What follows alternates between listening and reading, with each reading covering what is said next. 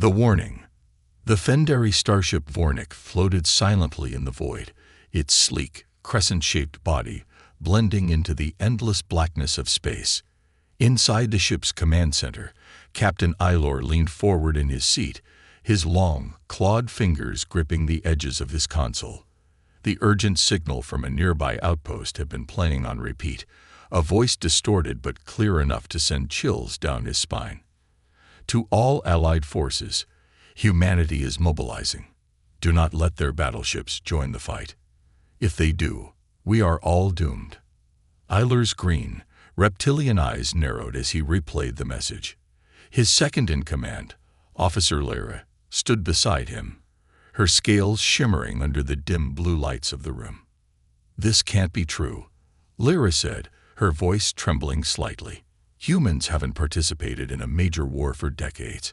Their leaders claim they're committed to peace." Aylor exhaled slowly, his gaze never leaving the holographic map of the galaxy.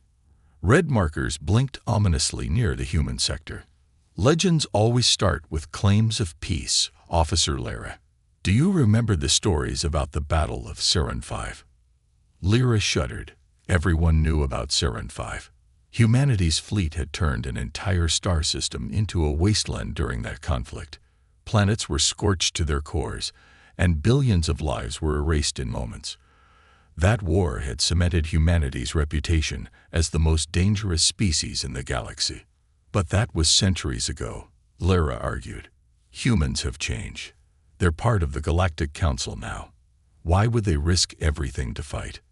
Aylor leaned back, his claws tapping rhythmically on the armrest of his chair. "That's what we need to find out. If this message is true, we can't ignore it." The Vornik sped toward the edge of Fendari-controlled space, where human colonies dotted the stars. Aylor's mind raced as he considered the possibilities. The humans' technological advancements had slowed in recent years, but their battleships remained unmatched. No other species could match the sheer firepower of their fleet. If humanity was preparing for war again, the galaxy might not survive a second Saran 5.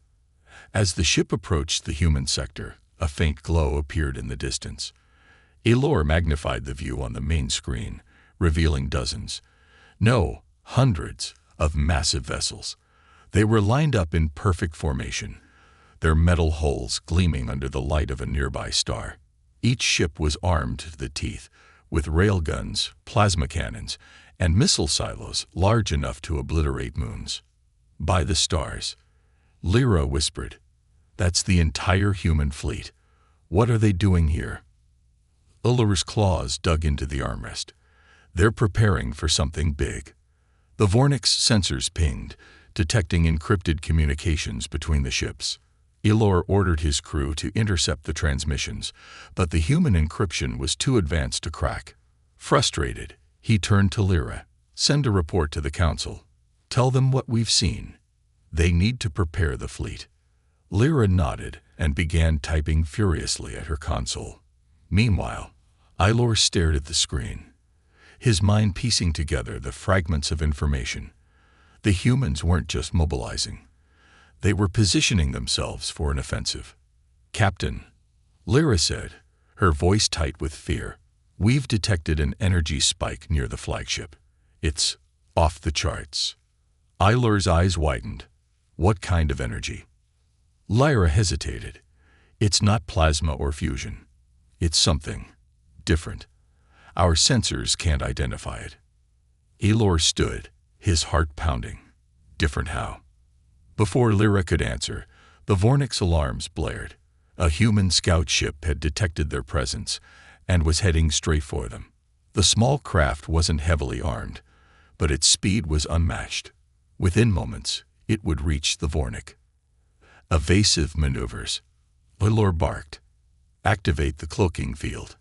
The ship's lights dimmed as the cloaking field engaged, vending light around the Vornik to render it invisible.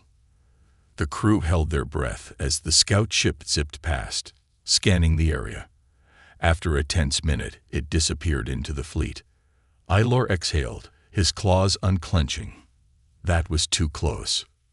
"What now, Captain?" Lyra asked, her voice steady, but her eyes betraying her worry. Aylor stared at the holographic map, where the red markers continued to blink ominously. "We can't stay here. We need to gather more information and report back to the Council. If the humans have developed a new weapon, we're all in danger." As the Vornik retreated into the shadows of space, Aylor's mind was filled with questions. Why were the humans mobilizing now? What was the source of the mysterious energy spike? And most importantly, could the galaxy survive if humanity's battleships joined this fight? The message from the outpost played again in his mind, chilling him to the core. For the love of all that's sacred, don't let the human battleships join this fight. Aylor clenched his jaw. Whatever humanity was planning, he would find out. And if it meant stopping them, he would do whatever it took. The silent threat.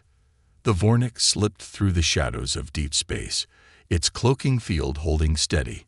Captain Aylor's mind raced as the human fleet disappeared behind them, but his instincts screamed that this was just the beginning. The humans were hiding something dangerous, and the only way to uncover the truth was to get closer to their operations.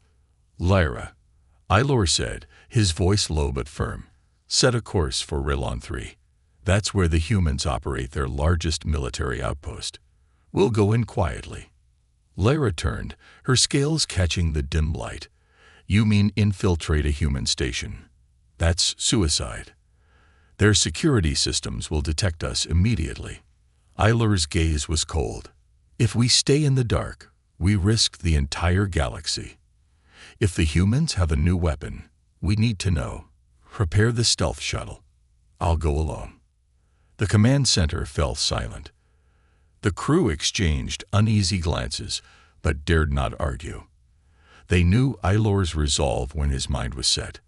Hours later, Aylor stood on the small stealth shuttle, donning a holographic disguise that morphed his appearance into that of a human technician. He studied the information on Rilon 3, committing every detail to memory. The station was a sprawling fortress orbiting a gas giant, its docks brimming with activity as warships came and went. It was humanity's nerve center for military strategy in this sector. As the shuttle approached, Aylor felt the weight of his decision. If he were discovered, the humans would kill him on sight. Worse, the Fearsome would lose any chance to uncover the truth. The shuttle docked smoothly, its cloaking device masking its presence. Aylor activated his disguise and stepped into the bustling corridors of Rilon 3. Humans in uniform rushed past him, their faces tense and focused. The air was thick with the hum of machinery and the distant roar of engines. Aylor moved with purpose, blending into the crowd. He carried a datapad stolen from a human supply ship, its credentials enough to give him access to most areas of the station. His heart pounded as he approached the first security checkpoint. "ID," a guard barked, his eyes scanning Aylor suspiciously. Aylor held up the datapad, his grip firm despite the sweat forming on his palms. The guard scanned it, then nodded. "Move along." Aylor exhaled quietly and continued, his mind racing. He needed to find the station's command hub, where he could access the classified files on the fleet's operations. As Aylor navigated the labyrinthine corridors, fragments of conversation reached his ears. Soldiers and engineers whispered about something called Project Ascendant. It was always spoken in hushed tones, with a mixture of awe and fear. He paused near a group of technicians, pretending to check his datapad. "I heard Ascendant isn't just a weapon," one whispered. "It's something bigger, something that could change everything." Another technician shook his head. "Whatever it is, it's dangerous. Command says we'll deploy it in less than a week. If we mess this up, the galaxy will come for us." Aylor's claws itched under his disguise. Project Ascendant wasn't just a weapon, it was something revolutionary. But what could it be? Humanity already possessed the most destructive fleet in the galaxy. What more did they need? Finally, Aylor reached the command hub. Using the stolen credentials, he slipped inside and found himself surrounded by towering holographic displays. Maps of the galaxy glowed in the air, marked with red and blue lines representing battle formations. In the center of the room was a console guarded by 2 officers. Aylor kept his head low, pretending to adjust his datapad. He studied the room, searching for a way to access the files without drawing attention. His gaze landed on a maintenance panel near the console. If he could disable the security feed for just a few seconds, it might give him enough time. He moved quickly, ducking into a corner and prying open the panel. Wires and circuits glowed faintly inside. Aylor's claws worked with precision, cutting a small wire and rerouting the signal. The security cameras flickered. It was now or never. Aylor approached the console, his heart racing. The 2 officers had stepped away to argue over a set of orders, leaving the station unguarded. He inserted a data chip into the console and began downloading files. The progress bar crawled painfully slow. "Come on," he muttered under his breath. Footsteps echoed behind him. Aylor tensed as a young officer stopped nearby, his sharp eyes scanning the room.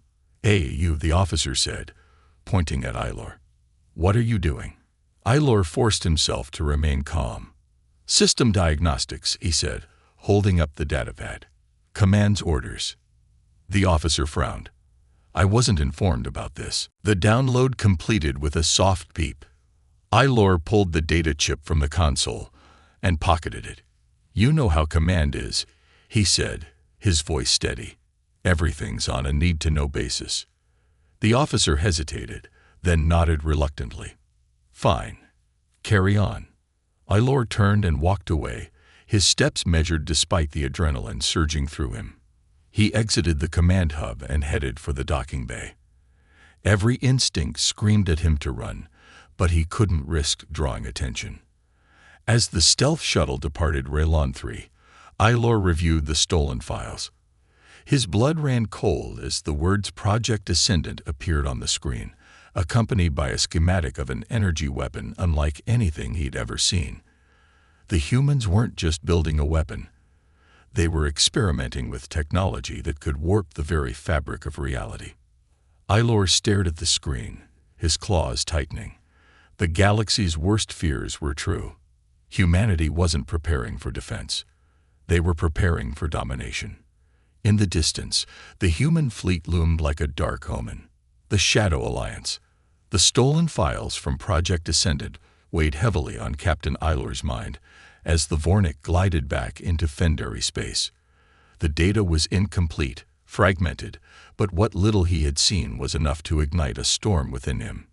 Humanity wasn't merely building a weapon. They were unlocking something ancient, something forbidden. In the briefing chamber, Aylor stood before the Fendari Council, a group of elder strategists whose scales shimmered with age and authority. The holograms of the human fleet and the ominous schematics of Project Ascendant floated in the air. "Humans are no longer just a threat," Aylor said, his voice steady but laced with urgency. "They've created a device capable of altering space-time itself. If they succeed, they will rewrite the balance of power in the galaxy. We cannot allow them to deploy it." One of the elders, Councillor Venric, leaned forward. His golden eyes were sharp, scrutinizing. "You have proof of this device." Aylor gestured to the hologram. "This is all we could retrieve before we were compromised. The schematic suggests the weapon manipulates dimensional energy. It's beyond anything we've ever encountered." The chamber erupted in murmurs. Dimensional energy was a myth, a theory whispered in scientific circles, but never proven.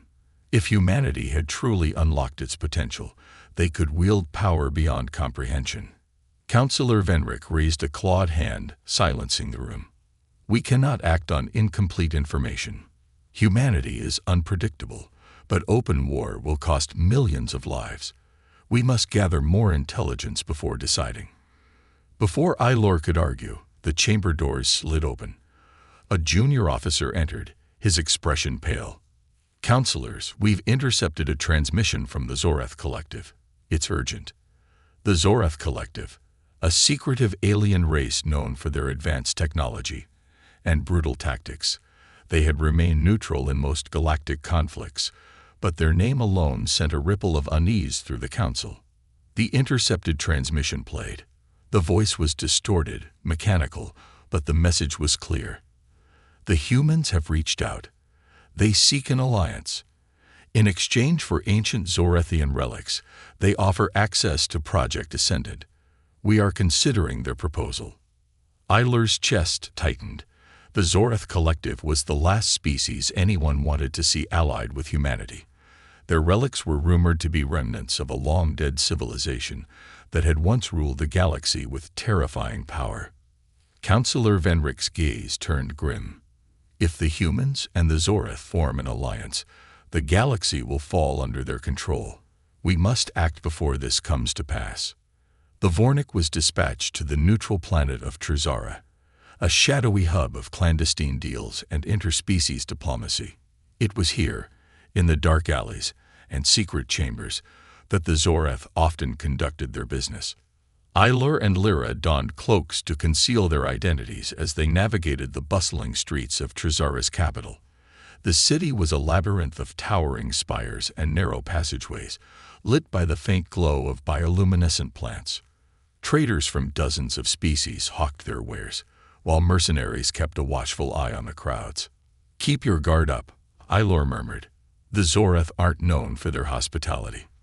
Their destination was a high-end cantina, where a Zoreth diplomat named Galactic was rumored to be meeting with human representatives. As they entered, the air was thick with smoke and tension. In a private booth near the back, Eiler spotted Galactic, a towering figure wrapped in metallic robes, his face hidden behind a mask that shimmered with shifting colors. Beside Galactic sat two humans. One was a woman in a dark military uniform, her sharp eyes scanning the room. The other was a scientist, judging by his white coat and nervous demeanor. A holographic projector between them displayed what could only be the schematics of Project Ascendant. Eiler motioned for Lyra to follow him to a nearby table. "We need to hear what they're saying," he whispered. Lyra discreetly activated a listening device, tuning into the conversation.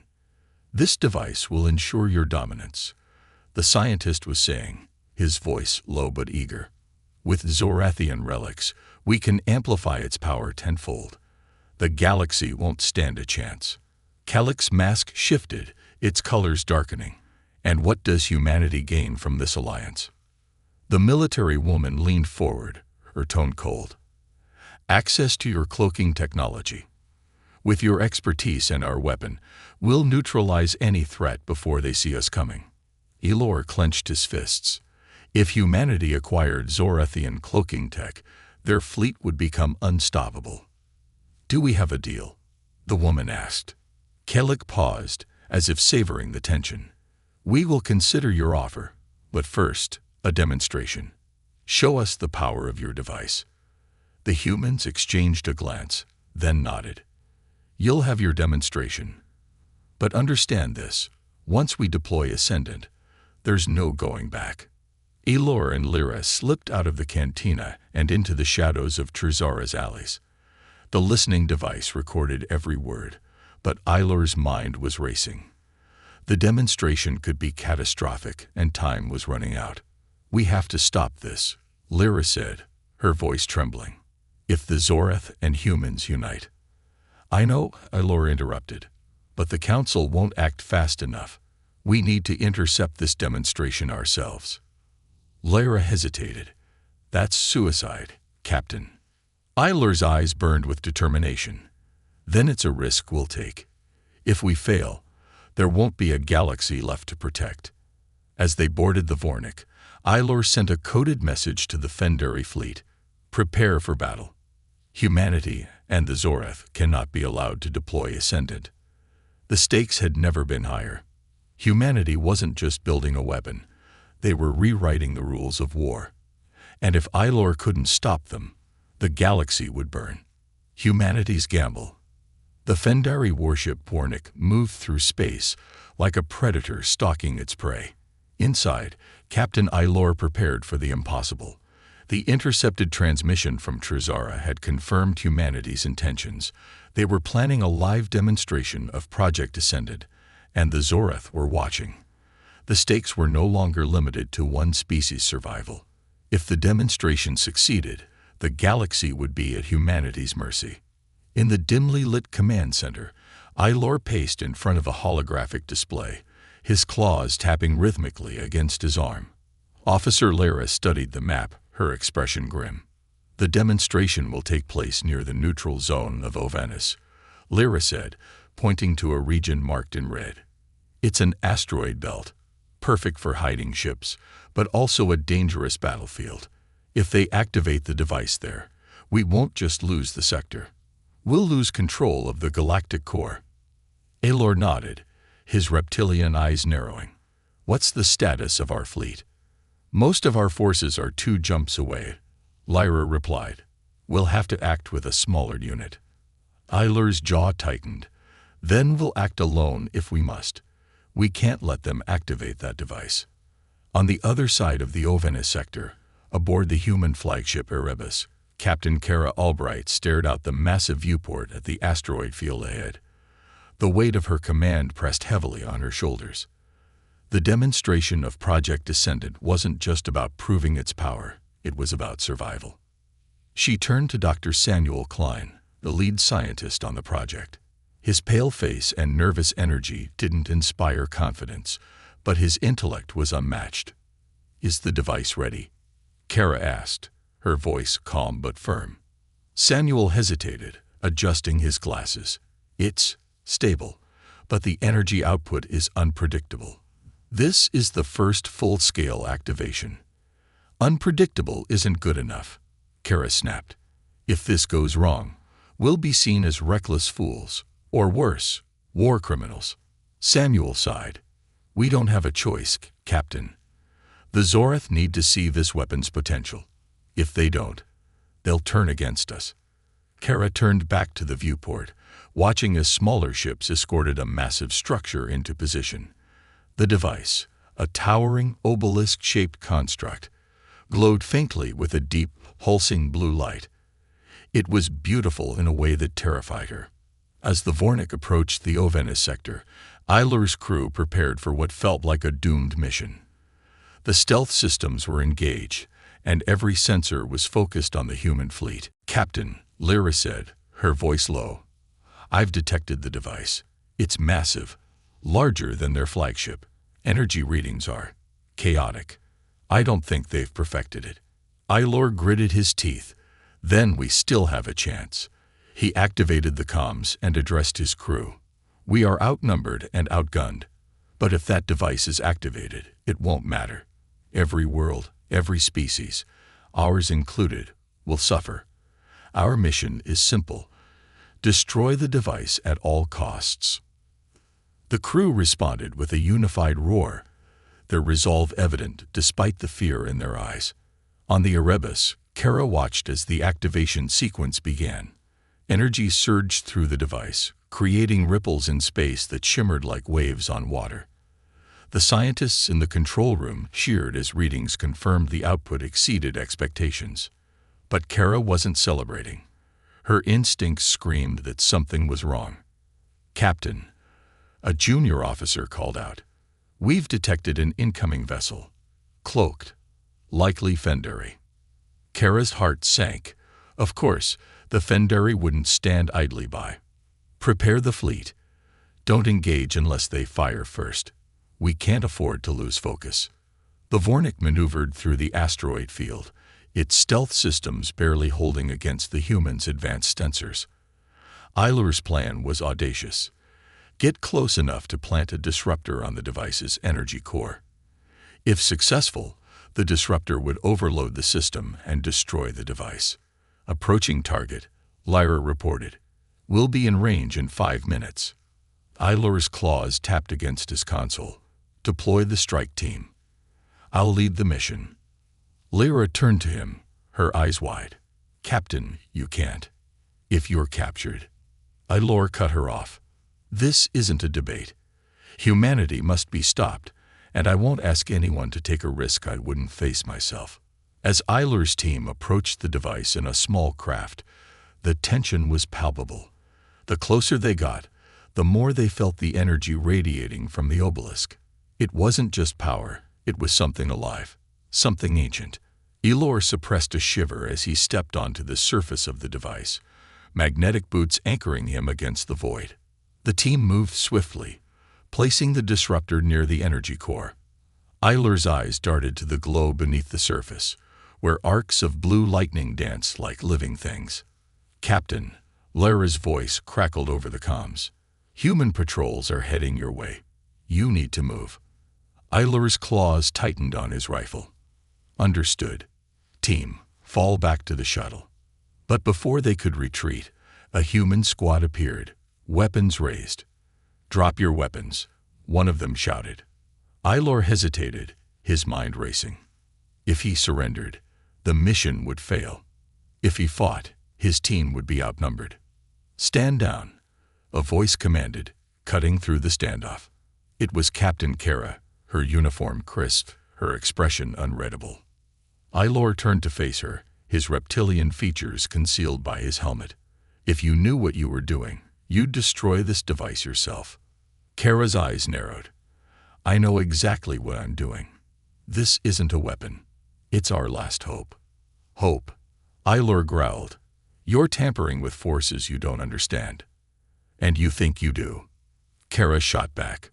"We're not building this to destroy the galaxy. We're building it to save it." Before Eiler could respond, alarms blared from the Erebus. The device's energy surged wildly, arcs of blue lightning escaping its containment. The scientists screamed warnings over the comms. Kara's face paled.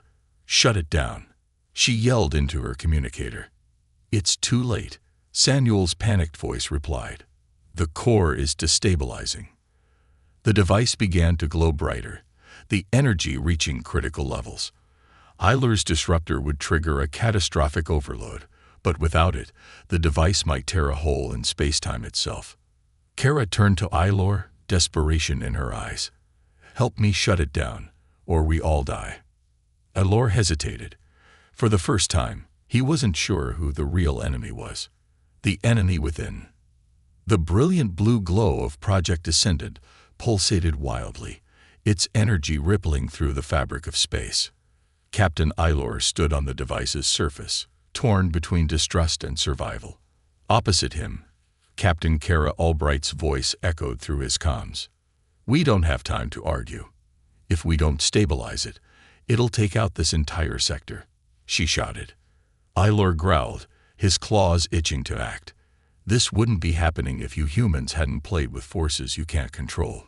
"Save the lecture for later," Kara snapped.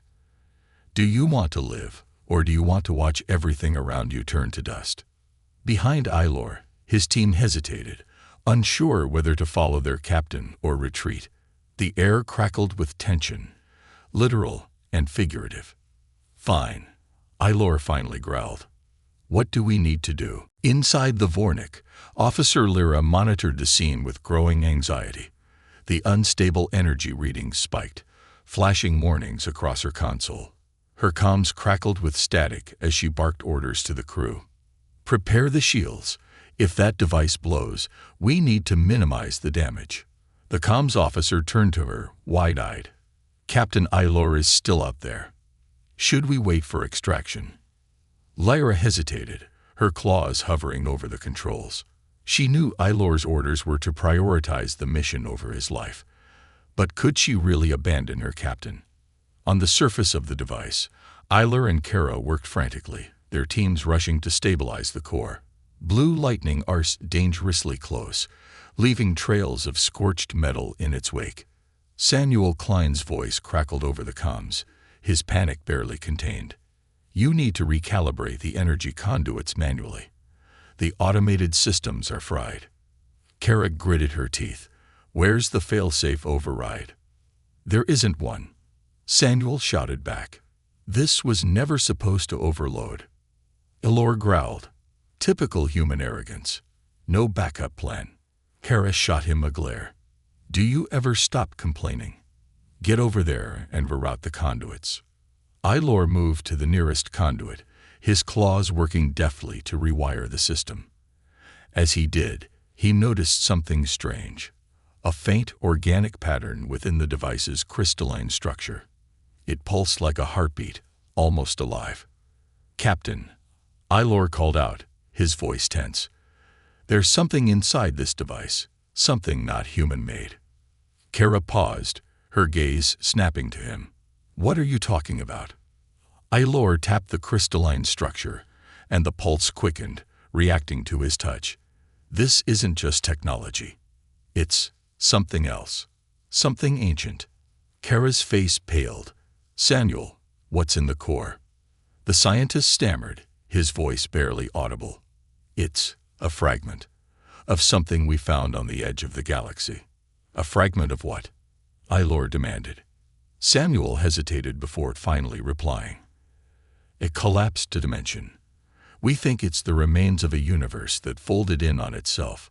We harnessed its energy for the device." Ilor's eyes widened. "You're using the death of a universe to power a weapon. Have you lost your minds?" Kara's jaw tightened. "We didn't know it would react like this. We thought it was stable." Ilor slammed a clawed fist against the console. "You humans are tampering with forces you don't understand. This isn't just a weapon, it's a doorway. And you might have just opened it." As Ilor and Kara fought to stabilize the device, strange phenomena began to manifest. The space around the device warped, creating pockets of distorted reality. Asteroids shifted in and out of existence, their forms flickering like mirages. The stars themselves seemed to tremble, their light bending unnaturally. "Captain," Lara's voice cut through the comms. "We're detecting anomalies. It's like reality is unraveling around the device." Ilor gritted his teeth. "We don't have much time. We need to shut this thing down now." But before they could act, a shadowy figure emerged from the distortion, a being unlike anything they had ever seen. Its form was both solid and fluid, shifting between shapes as if it couldn't decide on a single identity. Its eyes burned with an otherworldly light, and its voice echoed in their minds, bypassing the comms entirely. "You dare awaken us." Ilor froze, his instincts screaming at him to run. Kara, to her credit, stood her ground, though her hands trembled on her weapon. "What is that?" she whispered. Samuel's voice cracked over the comms. It's the fragment's consciousness. I didn't know it had one." The being shifted closer, its presence overwhelming. "Your kind has tampered with forces beyond your comprehension. You seek to wield our power, but you will only unleash chaos." Ilor stepped forward, his claws flexing. "We're trying to stop it. Help us shut this thing down." The being's eyes burned brighter. "You cannot stop what has already begun. The door is open. We will return." Before Ilor could respond, the beam dissipated, leaving behind a deep, chilling silence. The device's glow intensified, its core spinning faster. Kara's voice broke the tension. "We don't have a choice. We need to destroy it." Ilor nodded, his distrust momentarily set aside. "Agreed. But if we do this, the blast could destabilize the sector." Kara's gaze hardened. "Then we'd better survive to warn the galaxy." Back on the Vornik, Lyra watched as Ilor and his team retreated to their shuttle, the disruptor they had planted moments away from activation. The humans were scrambling to evacuate, their ships pulling back from the device. As the shuttle docked, Ilor shouted into the comms, "Get us out of here. Activate shields and prepare for the worst." The Vornik veered away, engines roaring as it sped toward the edge of the sector. Behind them, the device reached critical mass. A brilliant explosion erupted, blindingly bright, as space itself seemed to fold inward before snapping back. When the light faded, the device was gone. The humans' fleet had been scattered, their ships damaged but intact. The Fendari crew let out a collective sigh of relief, but Ilor remained tense. "It's not over," he said grimly. "Whatever we unleashed, it's still out there. And now, it knows we exist." Fire and fury. The aftermath of the device's destruction left a scar in the Ovenes sector, Where the project descendant had once stood, now there was a void, a patch of space darker than any black hole, where light seemed to disappear entirely. The phenomenon was spreading, distorting reality around it. The galaxy had gained a temporary reprieve, but it was clear the real threat was just beginning. On board the Vornik, Captain Eilor stood in the observation deck, gazing at the distant void. His scales shimmered under the dim light of the room, but his expression was grim. Officer Lara approached, her voice steady but filled with unease. "Captain, the Council demands a full report. They want to know if the humans are still a threat." Eilor turned to her, his reptilian eyes narrowing. "Still a threat? The humans didn't just create a weapon. They've opened a rift into something far worse. This isn't about them anymore. This is about survival." Lara hesitated, then handed him a datapad. "The Council doesn't agree. They're preparing to declare war on humanity.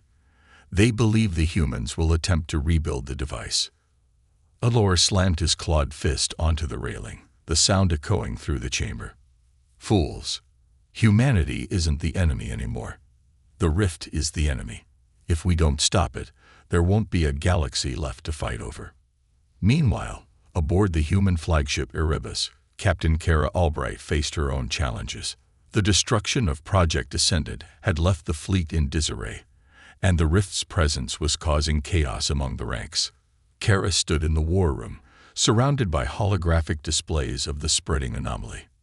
Dr. Samuel Klein stood nearby, his face pale and haunted.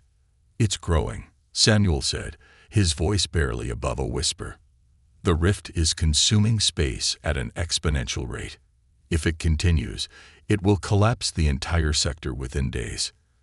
Kara clenched her fists. "And you didn't think to mention this before we activated the damn thing." Samuel flinched but didn't respond. Kara turned to her officers. "We need to fix this before it spreads. What are our options?" One of the officers hesitated before answering. "We could detonate a controlled antimatter charge at the rift's edge. It might stabilize the anomaly temporarily." "Might?" Kara asked, her tone sharp. The officer nodded. "It's untested, but it's our best shot." Kara exhaled, her gaze hardening. "Then we'll do it. Prepare the fleet for a coordinated strike." As both Fendari and human forces prepared for the unknown, a new threat emerged.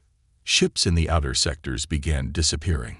Survivors spoke of shadowy figures emerging from the rift, beams of pure energy that moved like ghosts, tearing through ships with terrifying ease. On the Vornik, Eilor received a transmission from one of the affected sectors. The screen flickered with static as a Fendari pilot's panicked voice came through. "They're coming. They're not human. They're not anything we've seen before. We can't." The transmission cut off abruptly, replaced by a burst of static. Eilor's claws tightened around the edge of the console. "Lara, how long until the rift reaches our position?" he asked, his voice calm but urgent. 3 days at most," Lara replied. "If we don't act now, the entire sector will fall." Eilor's mind raced. The Council's orders were clear: stop humanity at all costs. But the Council didn't understand the scope of the threat. This wasn't about political power or alliances. This was about survival against something beyond comprehension. "Send a message to the humans," Eilor said finally. Lara blinked, stunned. "Captain, are you serious? The Council will see this as treason." "I don't care what the Council sees," Eilor snapped. "We can't fight this alone.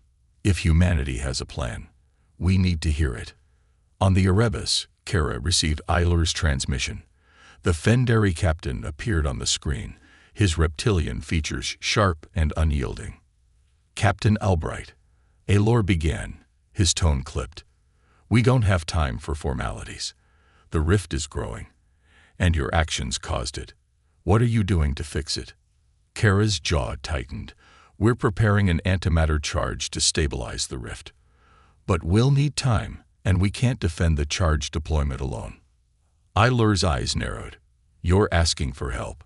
after you unleashed this disaster. I'm not asking, Kara shot back. I'm offering an alliance. If we fail, the rift will consume us all, including your people. There was a tense silence before Ailor finally nodded. We'll assist. But if this is a trick, humanity will pay dearly. The combined Fendari and human fleets gathered at the edge of the rift. It was an uneasy alliance, with distrust simmering just below the surface. As they prepared for the operation, shadowy entities began to emerge from the rift, their forms flickering and shifting like living voids. The fleets opened fire, but their weapons seemed to have little effect. The entities absorbed the energy, growing stronger with each strike. Ailor's voice came over the comms. Concentrate fire on their cores. It's the only way to destabilize them. The Fendari and human ships adjusted their tactics, targeting the entity's glowing centers. Slowly, the tide began to turn, but the cost was steep. Ships were torn apart, their crews lost to the void. On the Erebus, Kara watched as the antimatter charge was loaded onto a specialized carrier. Get that charge into position, she ordered. We'll hold the line. Ailor's ship moved into formation beside hers. We'll cover you. Just make sure your plan works. As the charge approached the rift, the entities swarmed toward it, sensing the threat. The fleets fought desperately to hold them back, their combined firepower creating a dazzling display of light and destruction. In the final moments, the antimatter charge was deployed. A blinding explosion tore through the rift, creating a shockwave that sent ships tumbling. When the light faded, the rift's growth had halted, but the void remained, a lingering scar on the galaxy. The Fendari and human fleets regrouped, battered but alive. On the Vornik, Ailor stared at the aftermath, his expression unreadable. This isn't over, he said quietly. We've delayed the inevitable, not stopped it. On the Erebus, Kara felt the same unease. The alliance had been a temporary necessity, but the rift's secrets were far from uncovered. And the galaxy wasn't ready for what lay beyond. The final stand. The galaxy stood on the brink of annihilation. The antimatter explosion had slowed the rift's expansion, but its shadow still loomed, a scar on the very fabric of space. From its depths, the shadow entities continued to emerge, their attacks growing more coordinated and devastating. The void wasn't just a wound, it was a doorway, and something was trying to come through. On board the Vornik, Captain Ailor stood before a holographic projection of the galaxy. Red markers spread like a plague from the rift, signaling the destruction left in its wake.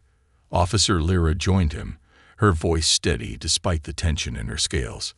Captain, the Council has declared a full mobilization. They're demanding we withdraw and fortify our home systems. Ailor's jaw tightened, his reptilian eyes narrowing. Fortify, and wait for what? For the void to swallow us whole? No, we take the fight to them. Lyra hesitated. And the humans? Ailor's claws tapped against the console. We need them, whether we like it or not. Send a message to Captain Albright. We'll convene at the rift's edge. On the human flagship Erebus, Captain Kara Albright received Ailor's transmission.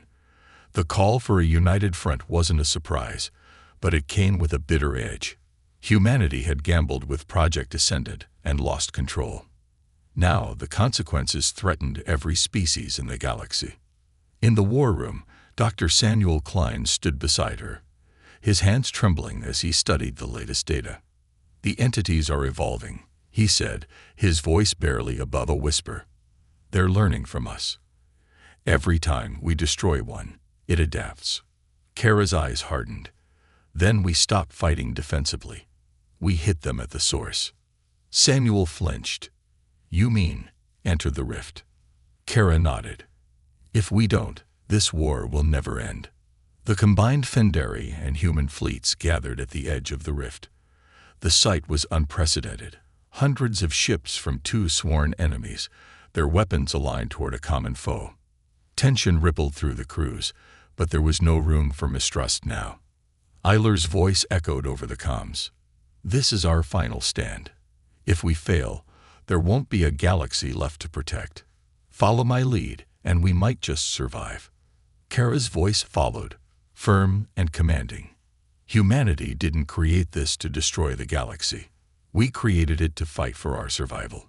Today we fight together. The plan was audacious: enter the rift and strike at its core.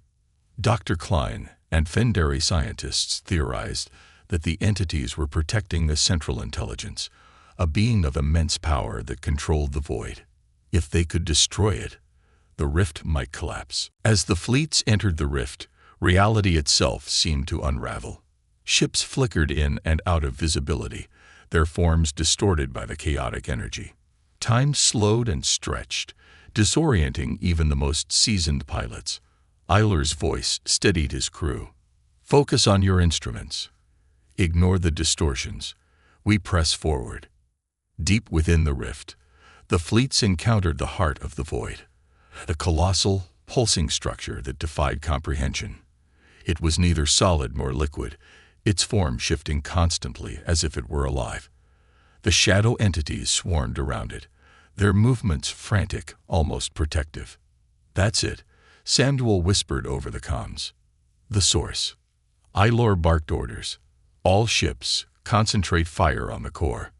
The combined fleets unleashed a storm of firepower, beams of energy and missiles streaking toward the structure. The entities retaliated with a ferocity that shook the very fabric of the rift. Ships were torn apart, their remains swallowed by the void. Kara's voice rang out. Protect the bombers. They're carrying the payloads. Specialized bombers broke through the chaos, heading for the core with experimental warheads designed to destabilize its energy. Eiler's ship moved to shield them, taking heavy damage as shadow entities clawed at its hull. As the bombers reached the core, a deep, resonating voice filled the minds of every being in the fleet. It wasn't words, but a feeling, a suffocating presence of despair and dominance. You cannot destroy what is eternal. Eiler gritted his teeth, fighting the voice's pull. We'll see about that. The bombers released their payloads. For a moment, the rift went silent.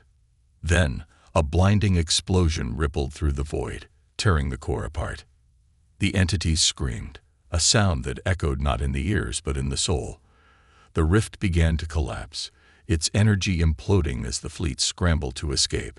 Back in normal space, the surviving ships emerged, battered but alive. The rift was gone, leaving only the stars and the eerie silence of space. On the Vornik, Eiler slumped into his chair, exhaustion washing over him. Lyra approached, her voice soft. We did it. Eiler's gaze remained on the viewport. Did we? Or did we just delay the inevitable? On the Erebus, Kara stood on the bridge, watching as the human and Fendari fleets parted ways. The alliance had ended as quickly as it had begun, but the bond forged in the rift lingered. Dr. Klein approached her. The galaxy will never forget this day. Kara nodded, her expression unreadable. No, they won't. But they'll also never trust us again. And I can't blame them. In the weeks that followed, the galaxy began to rebuild. The Fendari Council and the Galactic Assembly convened to discuss the lessons learned from the rift. Humanity faced sanctions and isolation, but the surviving species couldn't deny the courage displayed by both sides. In the quiet moments, Eiler and Kara both reflected on the battle. They had seen the edge of existence, stared into the heart of the void, and survived. But both knew the galaxy had changed forever. For the rift was gone, but its memory lingered. And somewhere, in the dark corners of space, echoes of the shadow entities whispered a haunting promise. We will return.